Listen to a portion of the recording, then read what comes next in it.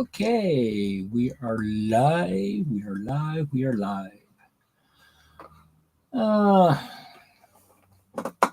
we are now live from Arlington, recording live from Arlington, New York. Yeah, Arlington, New York. Arlington, Vermont. It's definitely been a long day. Uh, so, all right, back to comments. So, thanks for Wigwag and Dwight from Hurley Express. Uh, Hurley Express, I think, is still here. Not sure about Wigwag Workshops, but possibly. Now, I'm not quite sure why Wigwag is calling Dwight the Tuna Can Express, but I guess there's a reason for that. But it's been an interesting 2 weeks since the last time I've recorded. Um, the Monday after last, my workplace, I had to be evacuated from my workplace because the stream next door decided to overflow, and had to evacuate. And I got the memo a little bit too late, or not as early as everybody else. And I think I was probably one of the last ones from my company to get evacuated. By the time I got out, water had already crossed the driveway. But there was two cars in front of me. One of them was a car that was just as low as mine, and then you had the sort of Silverado 4x4 standard Vermont pickup truck. I don't have the standard Vermont car, which is a Subaru, but it seems that everything in Vermont's four-wheel drive because, well, it's Vermont.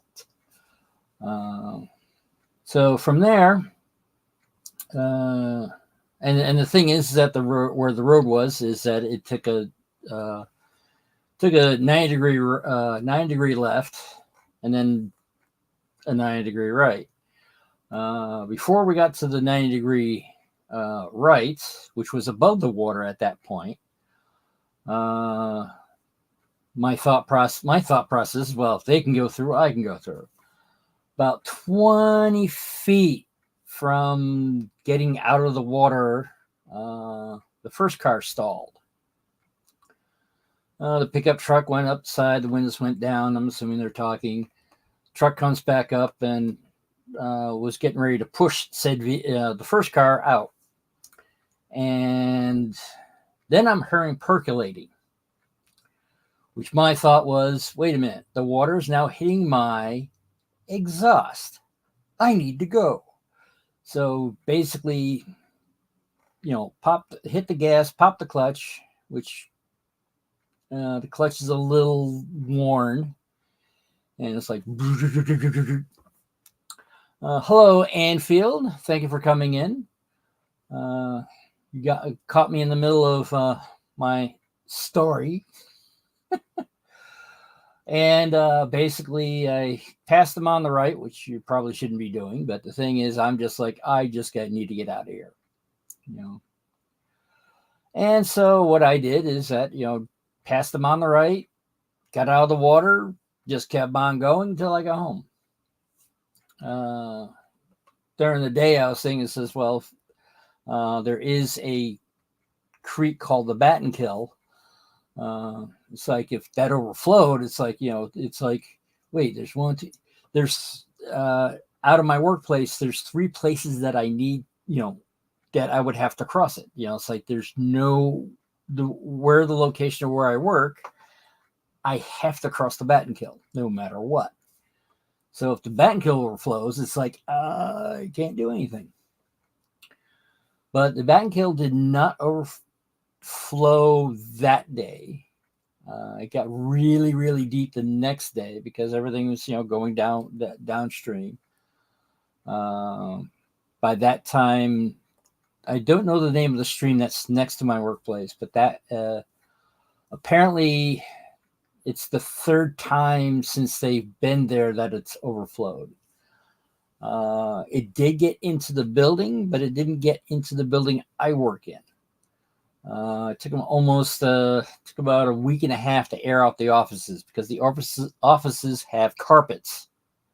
So everything else that didn't have a carpet, that was relatively dried soon, but every place that had a carpet, did not, which was sort of like up at the front offices and the one company that we rent to is called Small Batch Organics, and they make granola bars and stuff like that, all organic, gluten-free and all that fun stuff. And they got the worst blunt of it. They got I get the impression that they had about maybe 1 inch, possibly 1.5 inches of water throughout their whole facility. So they had to dry that all out first before they could start making granola bars again. And that was Monday.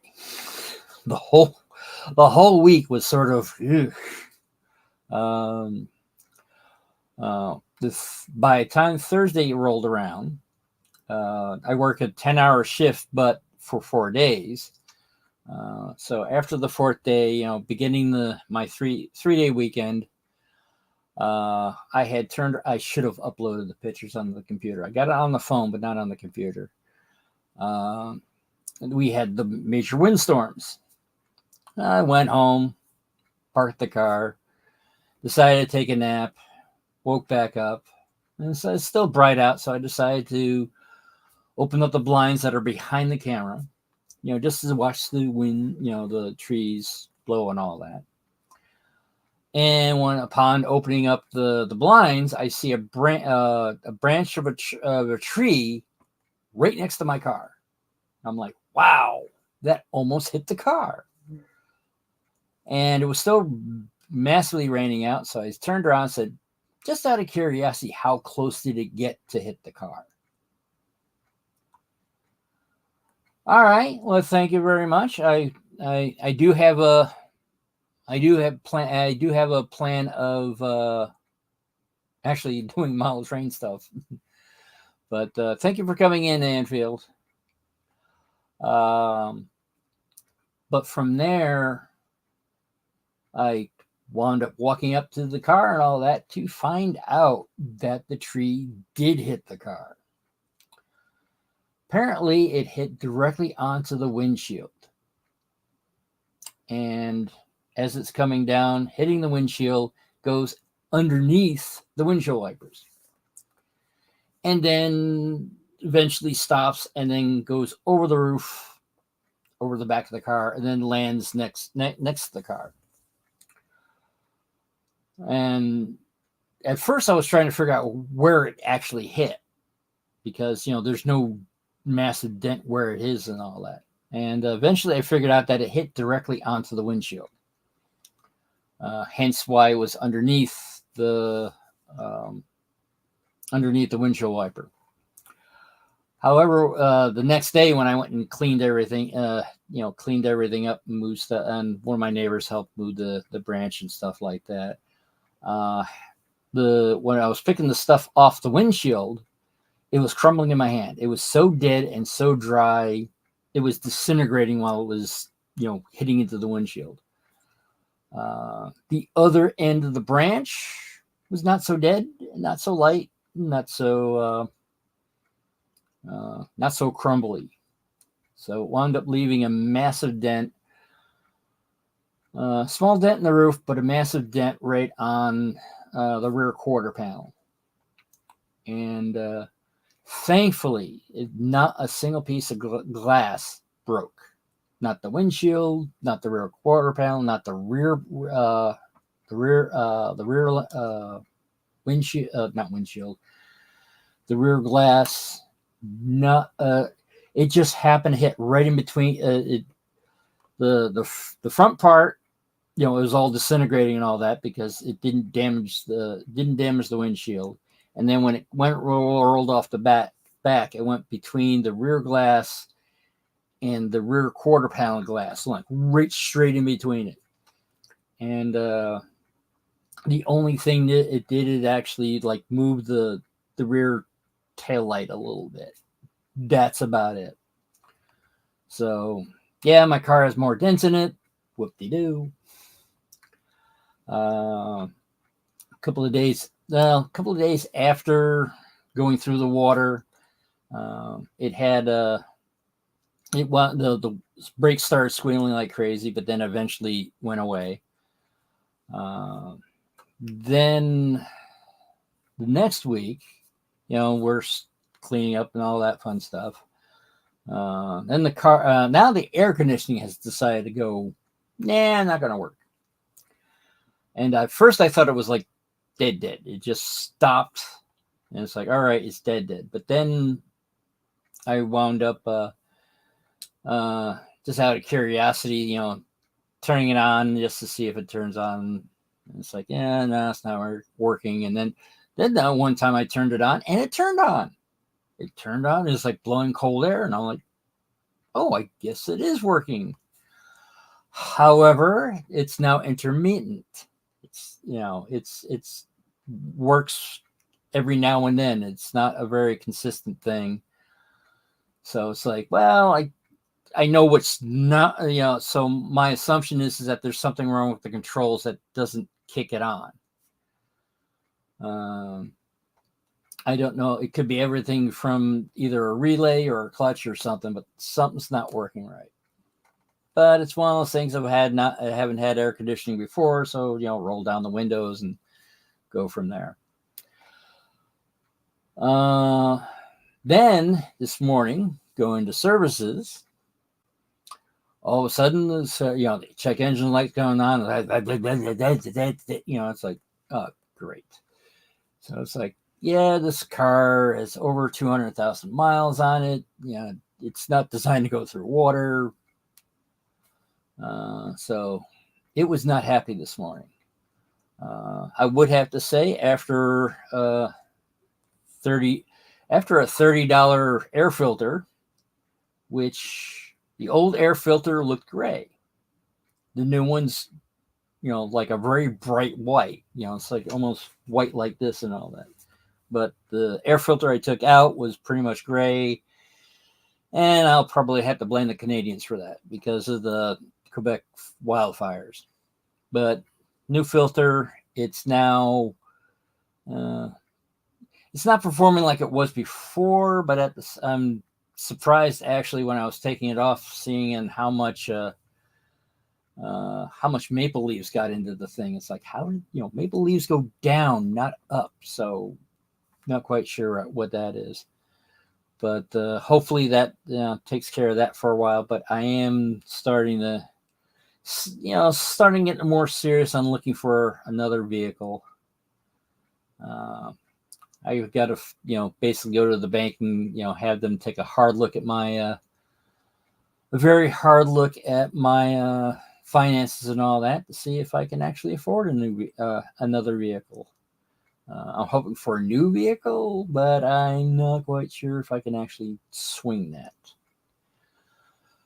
So that's been the misadventures for me for this the last couple of weeks since I've not been on.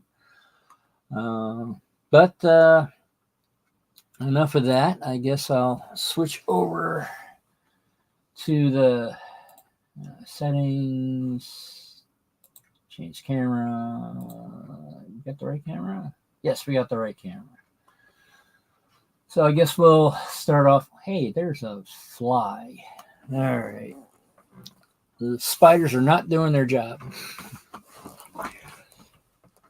All right. But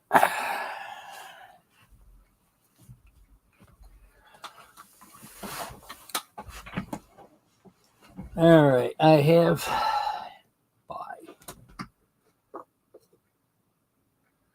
oh, you just don't want to leave. I was gonna say this is a covered bridge, not a house. especially since there's not even a roof on it yet. But yeah, I think I'm to this point where a good portion of this is ready for, these are ready for ties. So let's see about getting said ties.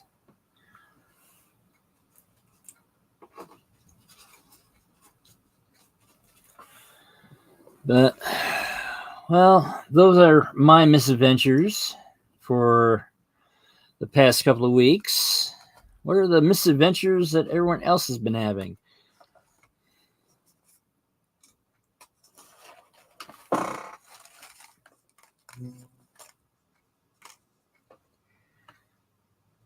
Yeah, start grabbing all of these.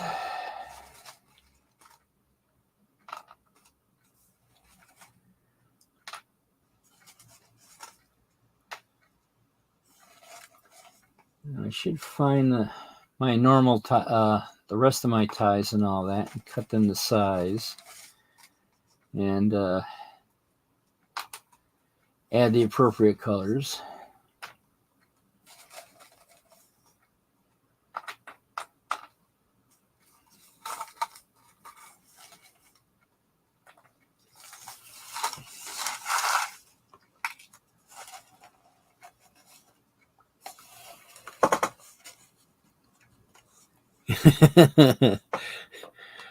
More like misadventures of Happy. Well, one of the things is some people have been asking me about the whole idea with the car, especially when it was in the water. It's like how scared was I? I was actually not that scared. I was more annoyed of, come on, we need to go. Not really scared of, oh my God, my car's in water.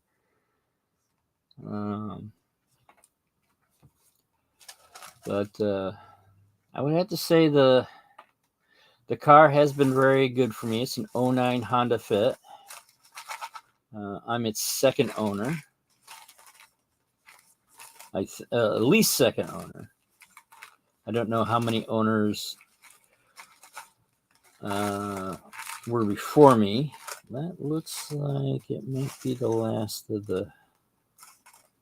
That might be the last. I bought it used in 2011.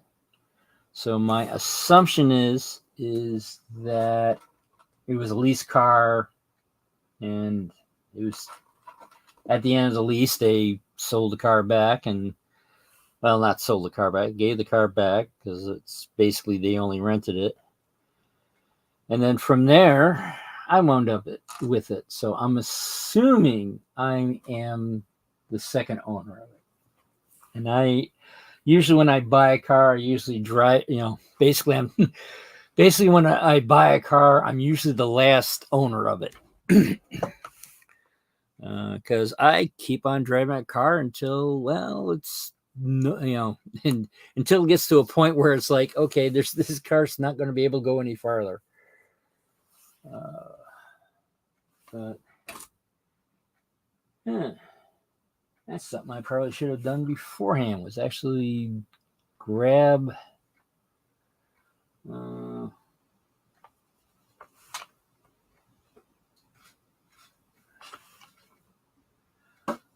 beforehand and find out where my ties are.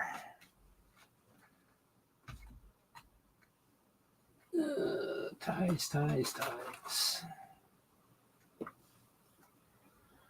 This is not ties. This is wood, but this is not ties. Where did I put ties?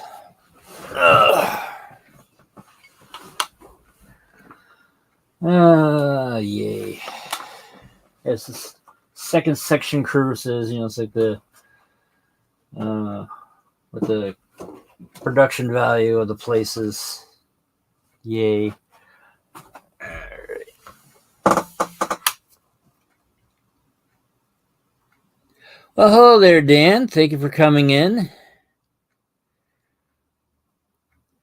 And thank you for popping in for the quick hi. I hope is all is well with you.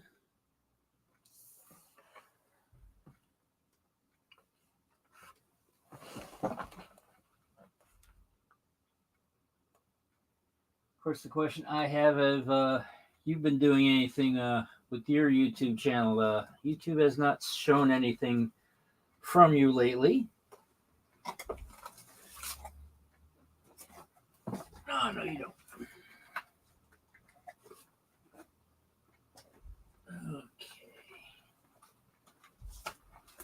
Okay. Aha, ties. There they are.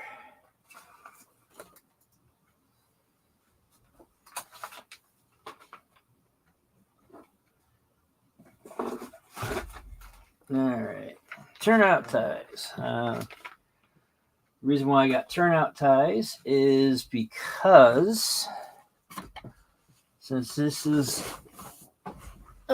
6 foot broad gauge, they actually are longer than your standard gauge ties, obviously. All right. Now to find. All right, good thing I keep my Chopper 3 within reach.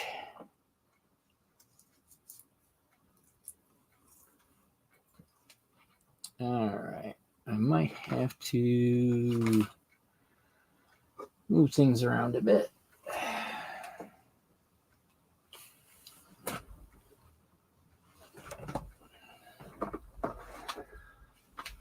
All right. Now this is going to be the boring portion of this evening.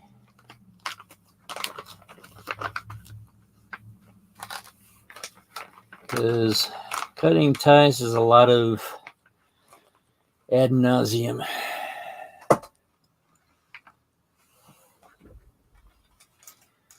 And I think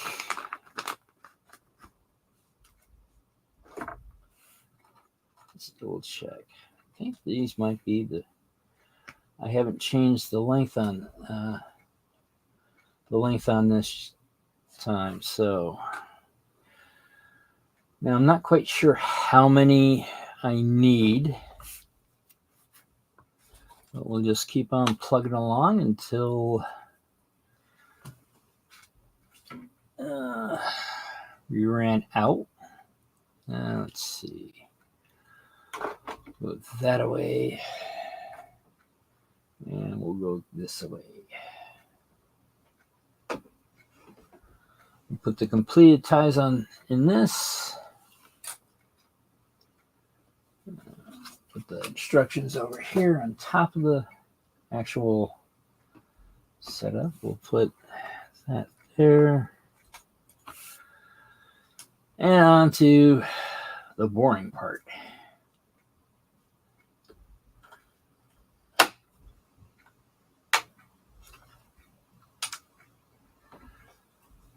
Now it is one of those things of this probably should have been done off camera, but there's one already pre-cut.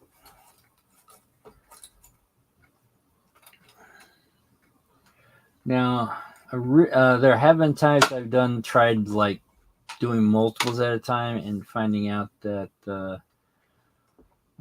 doesn't quite work that way.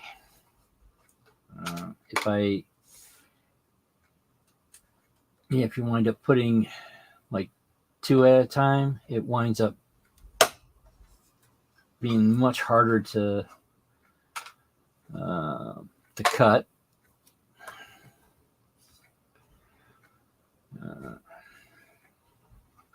But it's so much, it doesn't take as much. Of course, this one decides to make a liar out of me.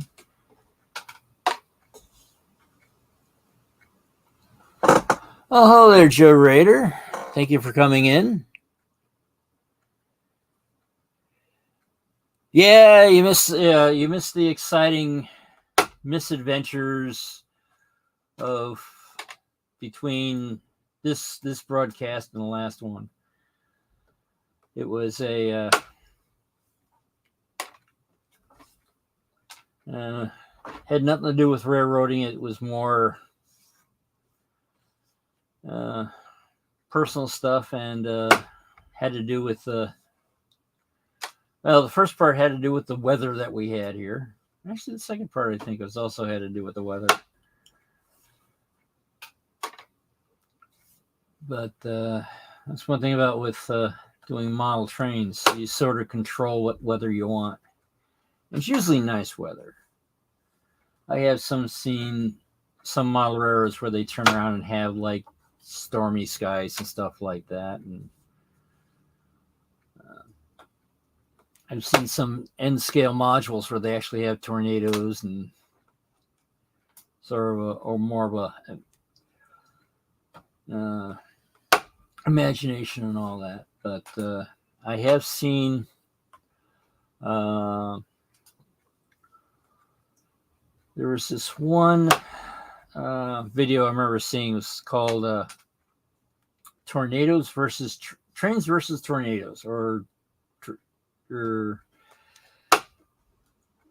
tornadoes versus trains. I forgot exactly what the order was, but this was way back before they were having HD. It's under standard definition, and what it was a train cam that they have on there, to show, what happens during an accident or whatever. So for security purposes, but it was a oh, hello there, James. Thank you for coming in. And it was it was one of these railroad cameras that they have for insurance purposes, but it was on the back locomotive. So you're looking at you're looking at the train portion of it. So it's pretty boring and all that because you can't see anything else. I think, if I remember correctly, you were looking at a covered hopper, and that's all you were, basically that's all you saw. You saw a little bit around it, so you saw some scenery. But the interesting thing is that what had happened is that it's it's just bouncing around and all that, and then you hear the train blowing for a railway crossing, but then doing something sounding very odd. To find out later, they were someone had was crossing the tracks at the same time, as just before the train got there. But the funny thing is that no sooner as it blows for the crossing, all of a sudden you see all the trees on the side of it just go sideways. Pines, maples, no matter whatever the tree was, just went completely sideways. And then all of a sudden, the covered hopper tilts and flops over. And you also realize that it's not just the hopper that flipped. It's all like almost 20 cars right in a row, all flipping over at the same time. And then you hear the thing going into then you hear the train going into an emergency, and all the train cars are still all connected when they flipped over, but they never uncoupled, so they were still coupled. And then you're seeing this black tank car coming towards the train, and it's bouncing up and down because it's not on the rails. It's just bouncing on the ties. So it's bouncing at a pretty good clip. And then it just gets closer, and then all of a sudden it hits the hopper car. then eventually it winds up hitting the cab of the locomotive, and all of a sudden you're just seeing cars just pile right one on top of another. And then later on, you sort of realize that the black tank car has one of these the triangle, warning. Hey, this is a dangerous chemical. This thing's carrying dangerous chemicals set up. So that was intriguing, but it took. The video itself is not that long. I think it's less than 5 minutes long, but it was definitely intriguing of what was being. There was a lot of times of going like, oh, this is a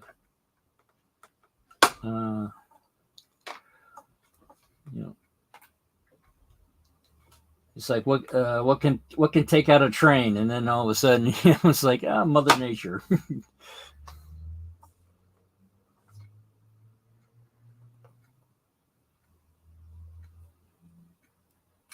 What materials are you waiting for?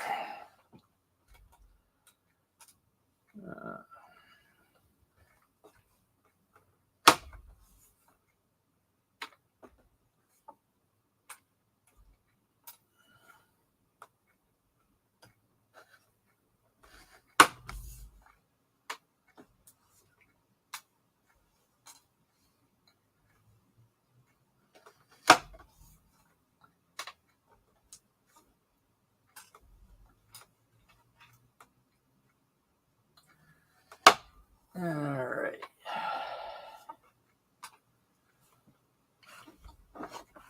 Now I'm probably going to need more, but let's see how far are we now.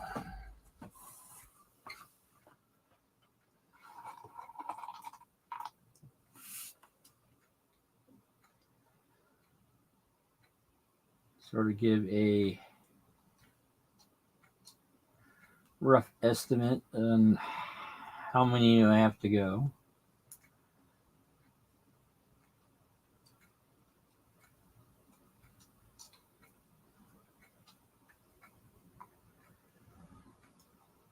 Now, off the top of my head, I have forgotten what the spacing between the ties are. Good thing I can grab my other diorama that has ties on it and figure out from there.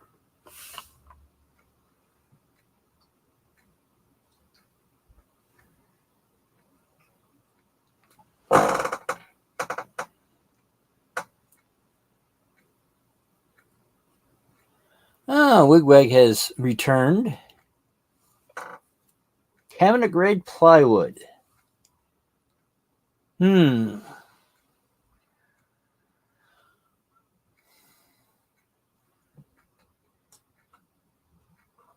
that's one of the interesting things is that every now and then you come across somebody that is very good at one thing, and sometimes like the scenery is beautiful and all that, but I have seen some layouts that the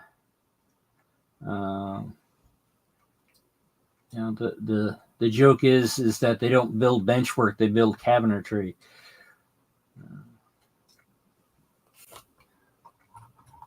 And they have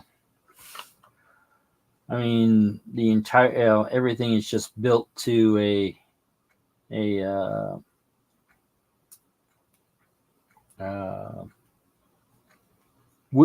sort of a woodworking cabinet level of assembly.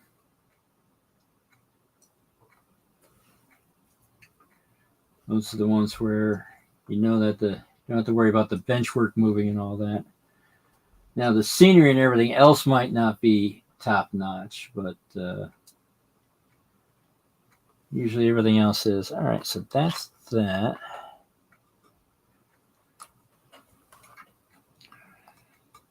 I'm not quite sure how many of the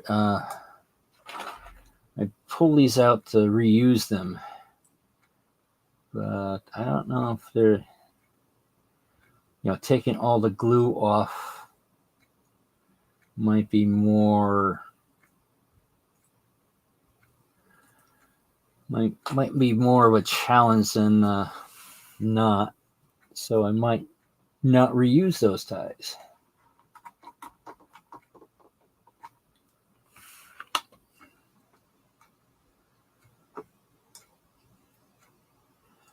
Obviously, I'll reuse ties on the bridge because, well, they're part of the bridge.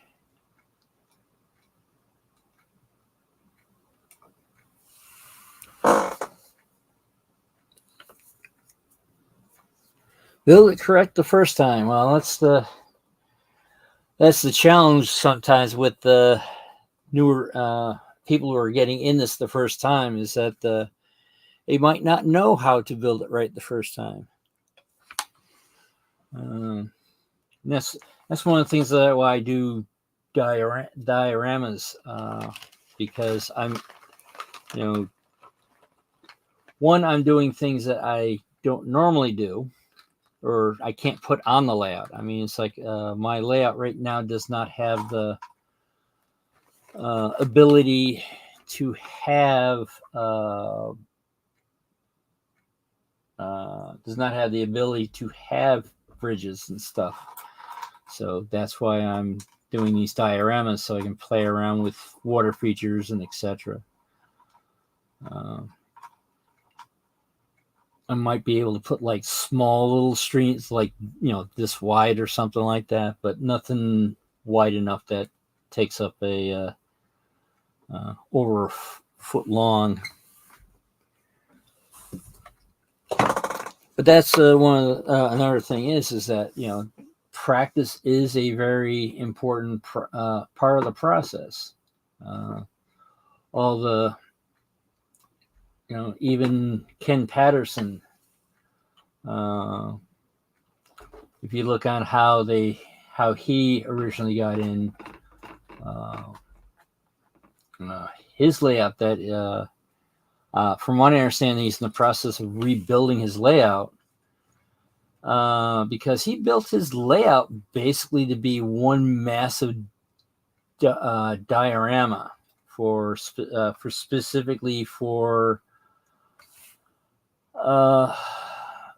product shots. That's the whole entire layout. It wasn't designed for operation whatsoever. It wasn't even designed for rail fanning layouts where you just ran around the circle. It wasn't really designed for that. It was designed to figure out what the best place to do photographs with.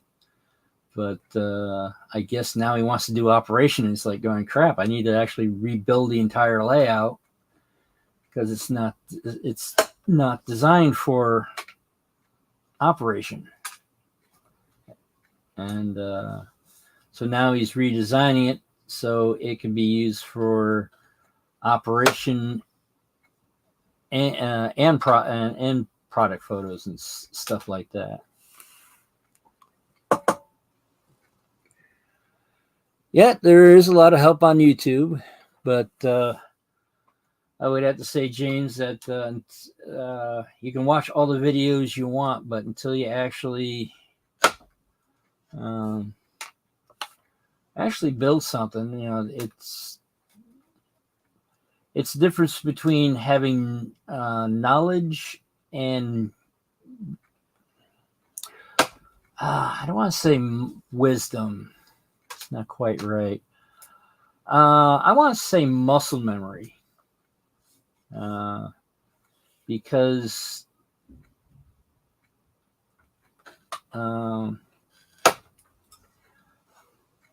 it's sort of like riding a bike. I mean, you can watch all the YouTube videos. You can watch other people do. When I was growing up, you were had to watch somebody else do it. But it's sometimes it just takes that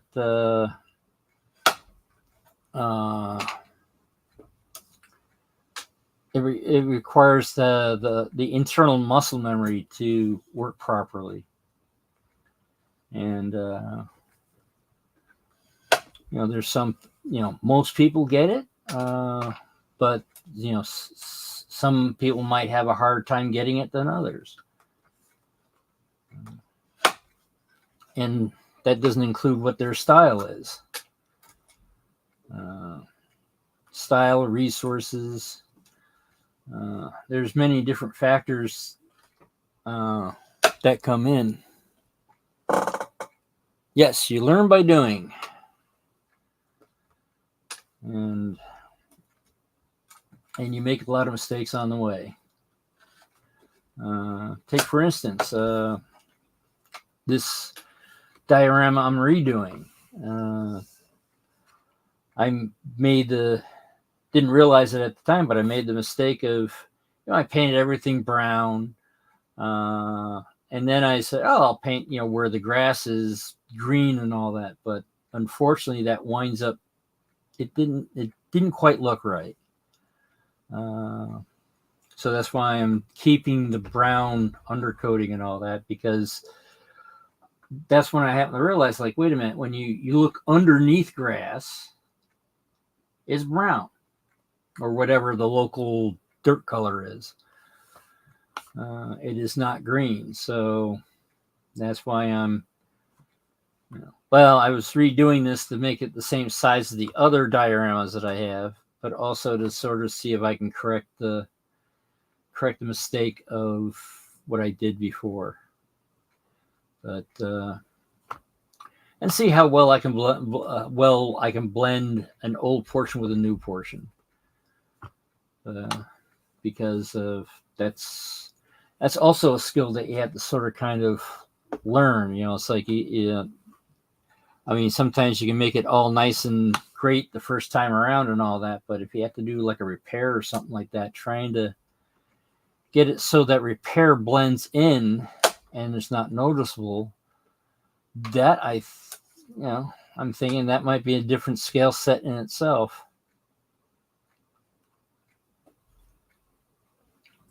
Trying to, I was thinking about reusing these ties, and I'm like, I don't think I can reuse them, because, there's,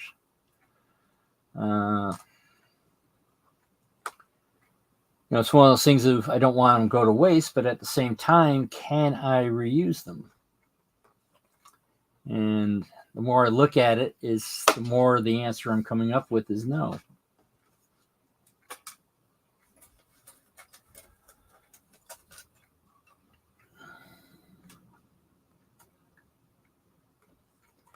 But I believe tonight's Sidetrack Sunday, I believe, is with Mr. Bobel. So there'll be a lot of giggling.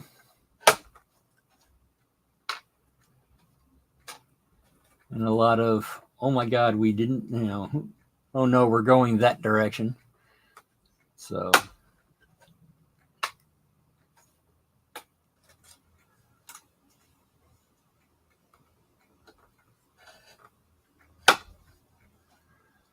But last week I was cat sitting, because the cat needs medication twice a day. I get the impression if the owner didn't have to have, take care of the medication portion of it, it's basically, all right, here's a lot of food, here's a lot of water, go for it. But because of the medication, poor guy needs a little bit more supervision.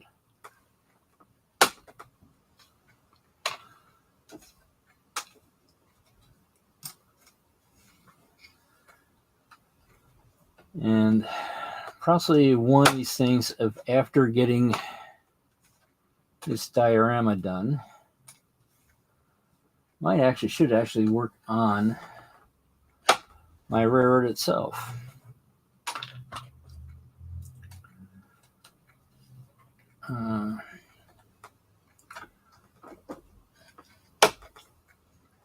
I got it halfway I got the controls halfway done on it. I just got to do the other controls, which unfortunately will not fit in the camera range.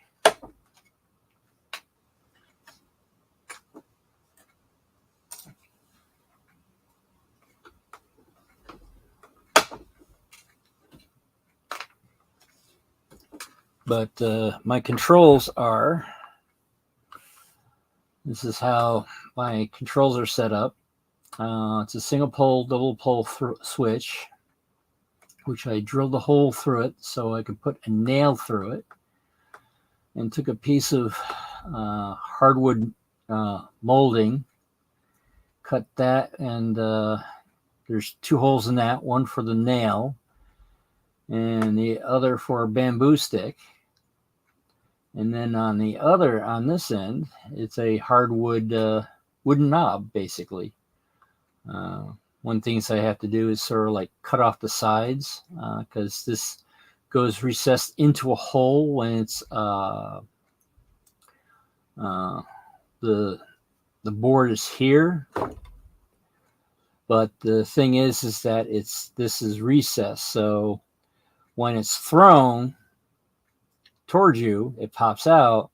But then when you want to switch it so the points are away from you, you push it in and it's flush, and that's so the backdrop of the other half can go over there and not get dented or anything like that. When I first did it, it's like, this is like, wait a minute, I can't grab in there, so that's why I gotta slice off the center so I can get my fingers in there and pull it out. But I keep on procrastinating on that. All right, got some more left on that, and then take a short 15-minute break, and then we'll go on to Ray's channel for Sidetrack Sunday. The guy who started it all, well, at least for the Sidetrack group.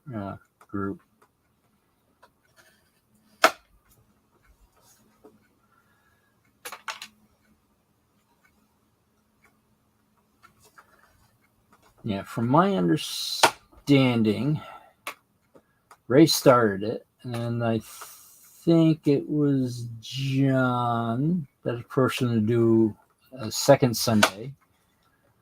And basically, he's like, Ray said he didn't want to do another Sunday. Just once a month was fine with him. But he said, no. I mean, somebody else, have him do a different Sunday. And I believe from that, then it was next person, I think, was Rick, that was volunteered to do another Sunday. And I think I'm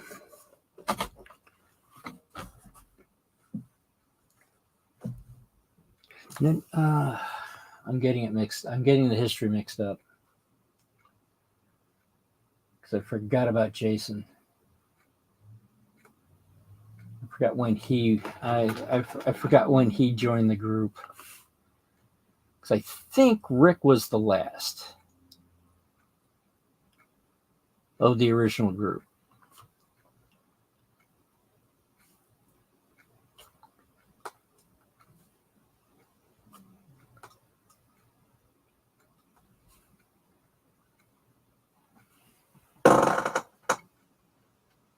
Procrastination is my religion.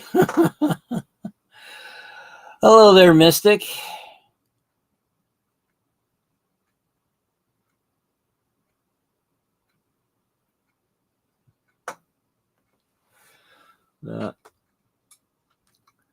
Well, we all have our reasons why we procrastinate.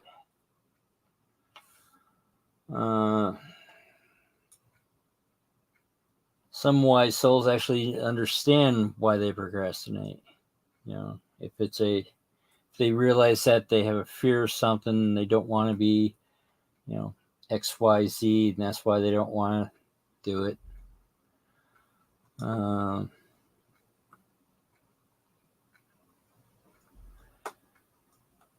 But unfortunately, this the society is very shame based. Oops, that's supposed to go there. Um, don't do it unless you're doing something perfect and all that. And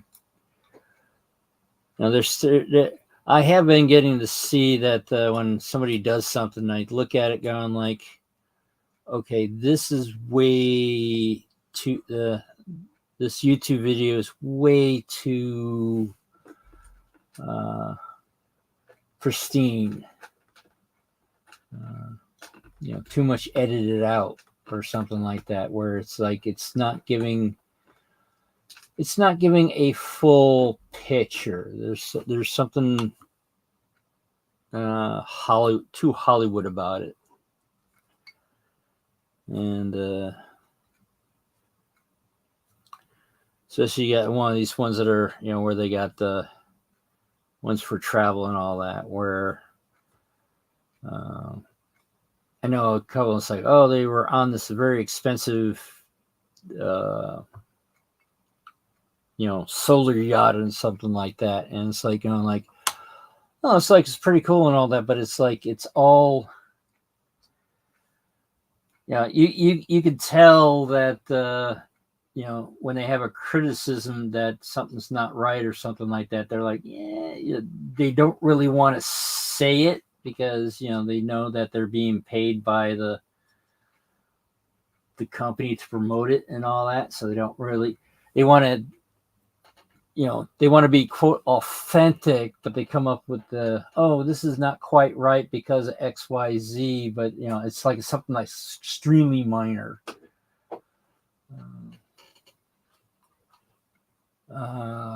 Like, the weather was not nice that one, while they're heading out this one direction, the weather wasn't perfect, and which is out of their control, but it's one of those things of you don't know if there was actually, if the toilet didn't work or something like that, there was no mention, there would be no mention of it, or something else along those lines. Well, it looks like we got the appropriate number of ties done. Sorry for the relatively boring episode. Well, except for the first part, which was the drama that I had when I was not at the,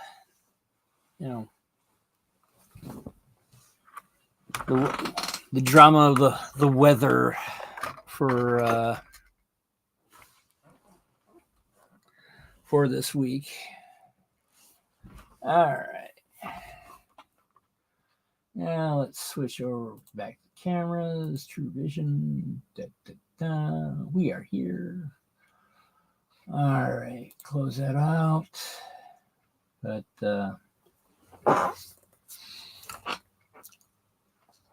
But yeah, also I had thought it was a combination of thinking that my my license renewal is coming up, so I said, I guess there was a mention of having to take a picture for so many times. You could have nicked your finger and made it a little exciting. Yay! It's like, no, when it comes to drama and all that, my sister, she's the one that took a major in theater, so so she knows, she's done acting and stuff like that, so she's a little bit more dramatic than I am. I'm more along the lines of, well, I found out that she also was an English major, so she has a very good command of the English language. apparently I have also, mainly out of osmosis through her. You know, basically, basically I hang out with friends that enunciate properly. So my I'm more of a technical writer. It's like do slot A, tab A into slot B and all that fun stuff. Um, so I'm very good at that. Um, Also, public speaking is uh, at least I'm willing to try public speaking because, well, that's what this is. This is public. It's it's a variation of radio. Um, I have been on radio a couple of I, at least once, maybe twice. Basically being interviewed and all that, and I think actually that is, come to think of it, that might have been part of my first job. My first job was a game technician at Showbiz Pizza Place. For those who remember that, uh, it was Showbiz Pizza Place was a it was sort of a copy of Chuck E. Cheese.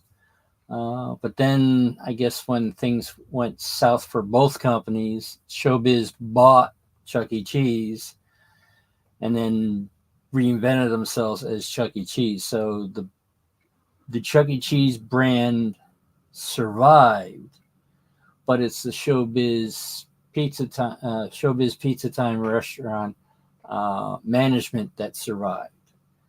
So that's how they combined, and that's how that happened. And one of my jobs was to run the one animatronic through a one-way window. So it was sort of a semi-interactive stuff and all that. But uh, it was public speaking or behind a puppet, basically. Uh, so that was very interesting. But I think that's what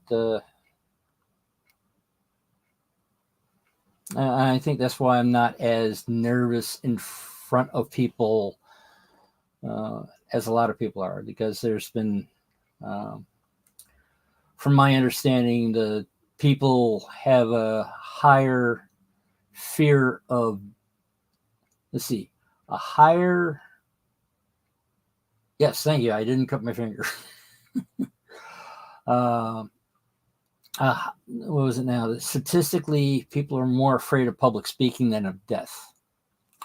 And I remember the first time I actually had to stand in front of a group of parents during a spelling bee, to do that. And, I'm doing the sort of, all right, I know what I want to say, and I'm rehearsing and all this. And that was fine until I started walking up the stairs to go up in front of the podium. This was when I was with the Junior Chamber of Commerce, or the Junior Chamber International, as it's now known. And by that time, the adrenaline rush hit me, and I'm shaking like this, and I'm like, well, there goes all decorum that I can have. And I forgot what a lot of the stuff that I was proud of saying, but one of the things is that that they should be proud that they're willing to stand in front of people and make mistakes, because there's a lot of adults that are willing, they're terrified of doing it. And actually, I had one of the parents come up behind me, afterwards and all that, said, "Hey, dude, you're completely correct." It's like you wouldn't catch me dead. I wouldn't dare go up in front of a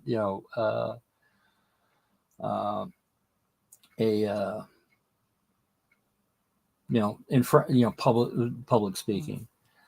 That was probably my worst performance. So I'm thinking is that I can't, I can only go up from here. And yeah, I mean that was that was a learning experience. And I think that's one of the, I would have to say that's one of the things that's why I'm not afraid of putting myself out there, even though I have just over 100 subscribers. You know, all I could be a cheerleader and go, yes, you can do it and all that. And,